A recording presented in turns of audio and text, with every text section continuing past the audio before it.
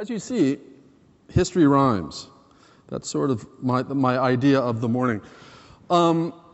Happy centennial. The AIGA was founded, of course, 100 years ago. 1914, 1913 was a great vintage for culture. It was the moment modernism in so many realms was being born, such as the first big modern art show in America, 1913, the Armory in New York City, of which this was the button. I apologize for the crappy image. It's the best I could get, but I want that button. It was the button you wore at the Armory show in 1913 with the slogan, "The New Spirit." I looked on eBay. They don't exist yet.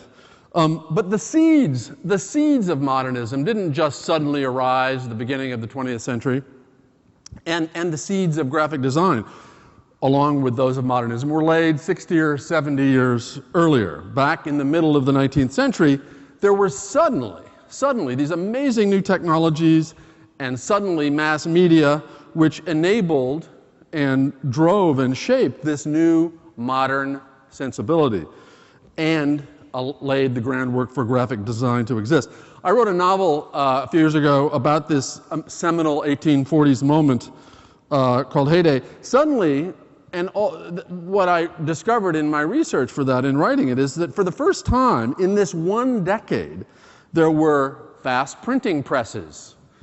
There were magazines. There were all kinds of super partisan new media enabled by these fast presses. There was the first national advertising, the first national brands. Photography was invented, and railroads, and the telegraph. Really, all rolled out in this one decade. In effect, speed was invented, and modern life is all about speed, as are your lives and our lives today. By the way, the 1840s were also a decade when thousands of people made overnight fortunes in Northern California, and when we invaded a poor, hot, foreign country for no good reason. It was Mexico in that instance. In other words, it was an era astonishingly like our own, like the one we've just been through in the early 21st century, like, in fact, the ones your foremothers and fathers at the AIGA had experienced in the early 20th century. One of my favorite aphorisms of all time is attributed to Mark Twain. He is said to have said, "History does not repeat itself, but it does rhyme."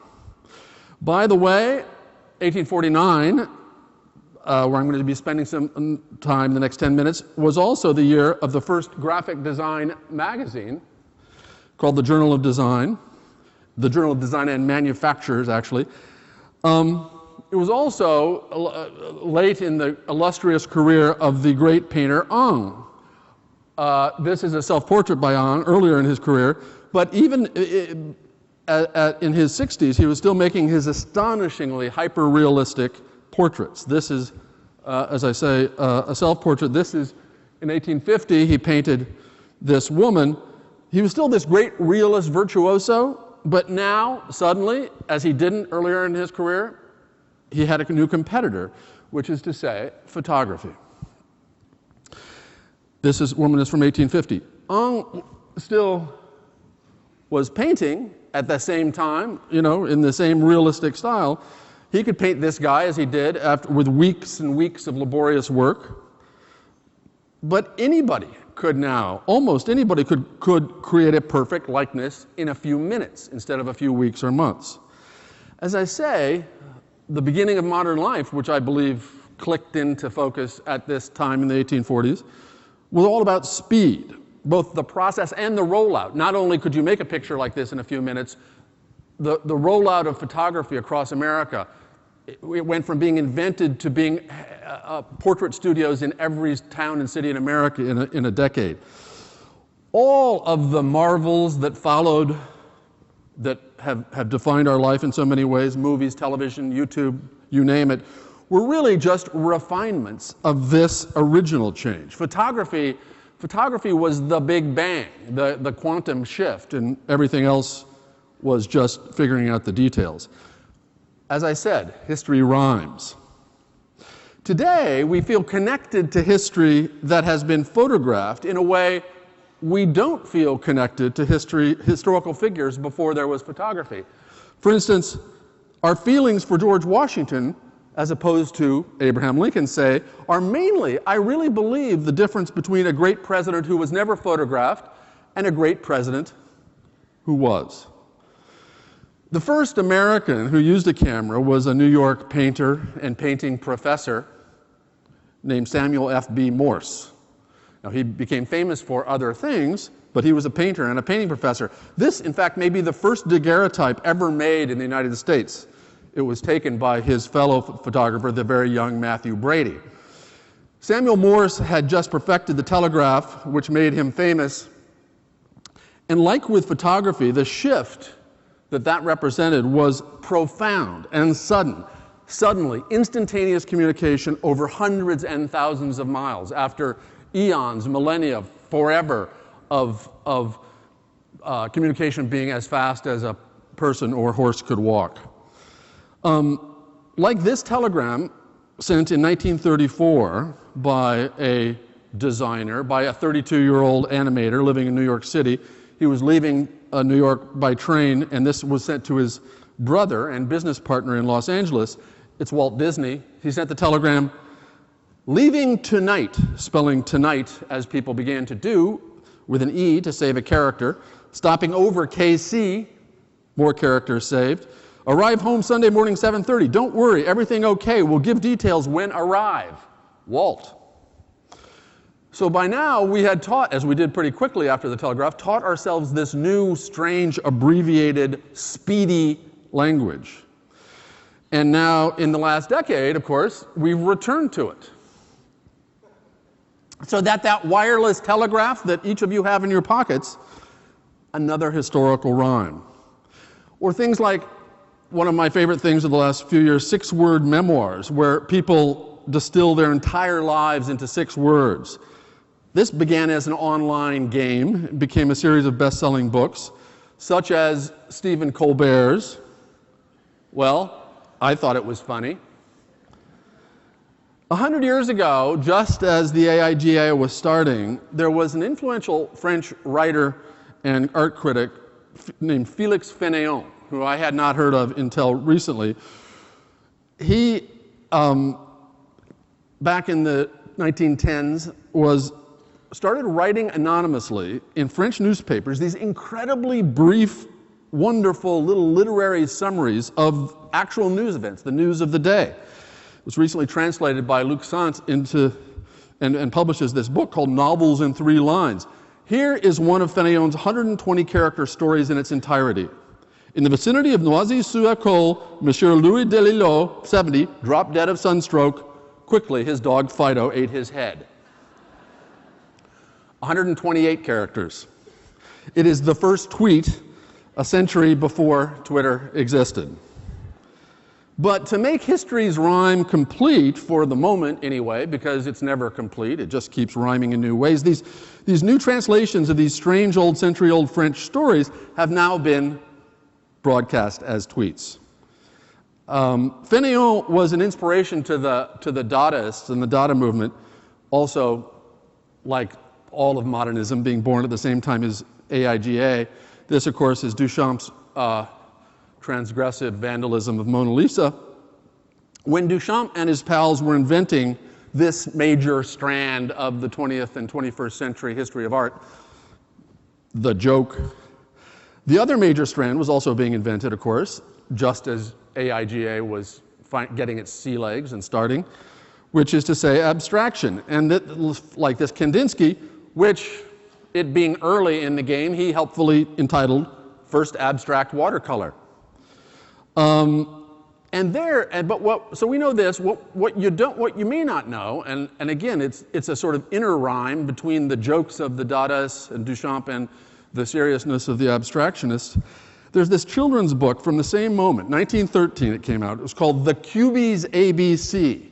This is the page for Duchamp, in which it says, D is for Duchamp, the deep-dyed deceiver. And again, this was a time when the public was paying attention to the new and modern. In the Chicago Tribune comic strip from 1916, big deal comic strip called Angel Child. It was about the adventures of this little girl. This was Angel Child Goes to a Modern Art Show. It's called Angel Child's Cubist Nightmare, in which she and her parents melt into modern art tropes.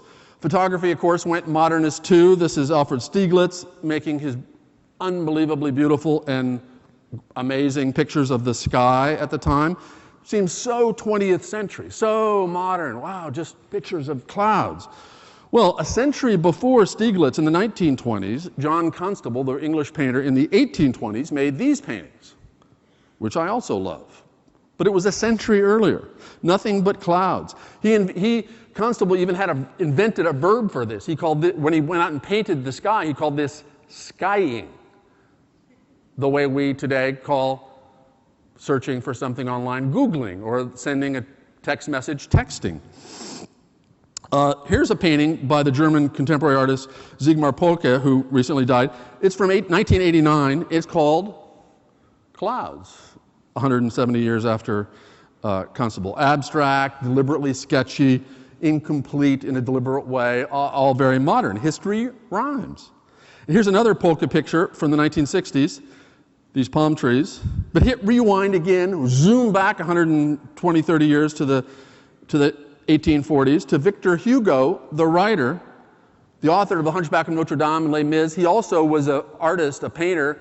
He gave up writing for a few years, in fact, in the 1840s, just to paint and draw. This is from 1847, which looks astonishingly modern to me. It's called The Merry Chateau. History rhymes. And at exactly the same time as this painting was made, came this, the cover of something called Fisher's Comic Almanac. There were a bunch of comic almanacs that came out once a year, full of funny things in America, which rhymes, this cover in 1849 rhymes strongly to me with the work of my friend, the great illustrator Steve Brodner, from just a few years ago. And then, again, the rhyme, once you see the rhymes, they are bopping back and forth through the years and the centuries like crazy. Back to 1850, when the most amazing piece of architecture went up in London, the Crystal Palace, which housed the great exhibition, which was the first World's Fair, essentially, in London. The Crystal Palace, which is this incredible modern building built a century ahead of its time, built in 4 months with tons of iron girders and tons of plate glass, third of a mile long. And then 60 years later, as the first buildings like that were going up vertically in Manhattan, built as skyscrapers, came this extraordinary building, Penn Station, McKim-Mead and White in New York City. Here's another picture of it by Bernice Abbott. She took this picture in 1936, the very year, 1936, that the Crystal Palace back in London accidentally burned down. Just 30 years after that, in one of the great American urban tragedies, New York decided that Penn Station, it's been around 60 years, let's tear it down. And they did. And it had to be replaced with something brand new, because in the early and mid-60s, everything had to be replaced with something brand new. That's what we did in America.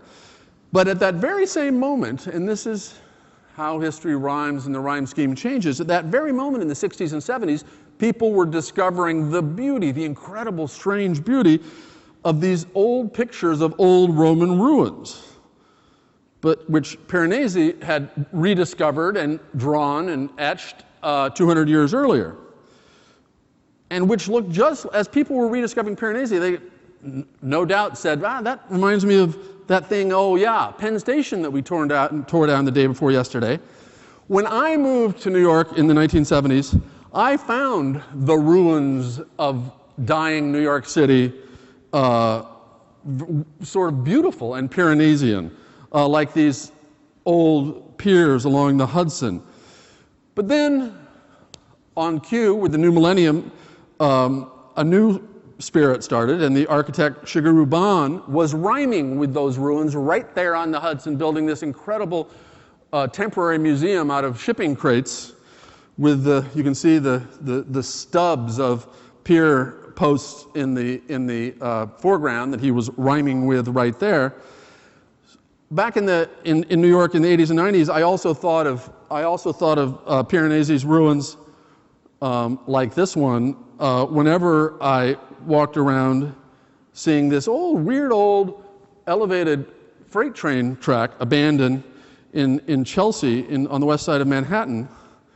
And of course now, because we rhyme but we don't repeat, in the nick of time, thanks to people like you, a young writer and a young artist in Chelsea who decided, hey, let's not tear that down, and became activists, and suddenly were the spurs of this incredible revival, restoration, invention of a new species of design in the High Line that's now being repeated around America, which opened up for 5 years ago, just around the time I was visiting Beijing for the first time. I was writing about the amazing new architecture that China is building to sort of declare itself as a world power. In the Bird's Nest, especially, which is this great Olympic stadium, which as soon as I saw it, I thought of that other show-off high-tech building that Britain built back in 1850 to say, look at us, we're a world power. And then on the final night of the Olympics, when whoops, let's go back one. No, maybe not. Oh no, here we are. So, and then it reminded me, of course, back to 1850 of the Crystal Palace. And then the final night of the Olympics, when they set off these tremendous, amazing fireworks, it reminded me of this image, once again, the 1936 fire that burned down the Crystal Palace in London. History doesn't repeat, but it rhymes. I began with Mark Twain, and I will end with him. Mark Twain wrote, "By the law of periodical repetition, everything which has happened once must happen again and again and again. Will this wonderful civilization of today perish? Yes, everything perishes. Will it rise and exist again? It will, for nothing can happen that will not happen again and again and still again forever. Again it will pass away, and after ages will rise and dazzle the world again as it dazzles us now, perfect in all its parts once more." Happy Centennial, and thank you.